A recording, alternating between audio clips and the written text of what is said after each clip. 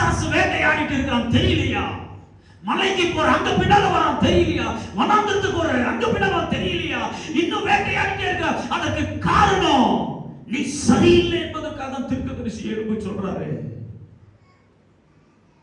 குருவிக்கும் ஆவியை பாரு. நீ நல்லவன் தான், நீ நல்லவன் தான், உன் குடும்பம் நல்ல குடும்பம் தான். ஆனா எங்கேயாவது ஒரு சந்து கிடைக்குமா? எங்கேயாவது ஒரு இடம் கிடைக்குமா?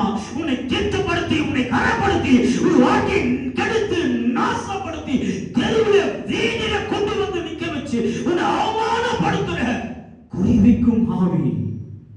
இன்னும் அதெல்லாம் தெரியாம வாழ்ந்துட்டு நான் கர்த்தருக்குள்ள இருக்கிறேன், நான் ஜெபம் பண்ணேன்னு சொல்லி வெளி வேஷத்துல நடிப்பா வாழ்ந்துட்டு இருக்கிறோம். கர்த்தரை மதிக்க தெரியல, ஆராதனைக்கு வர தெரியல, கர்த்தரை உயர்த்த தெரியல.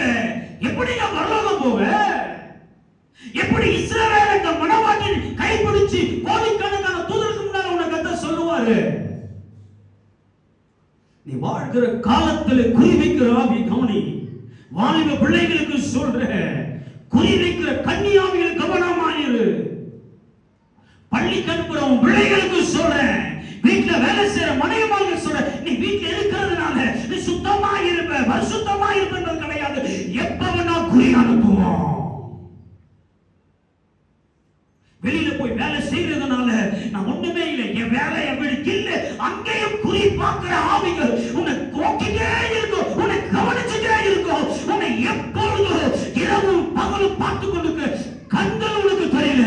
இதற்கு மேல ஒரு கண்ணு நம்மை பார்த்து எப்போதும் தற்காத்து வந்துட்டே இருக்கிறது. அந்த கண்ணை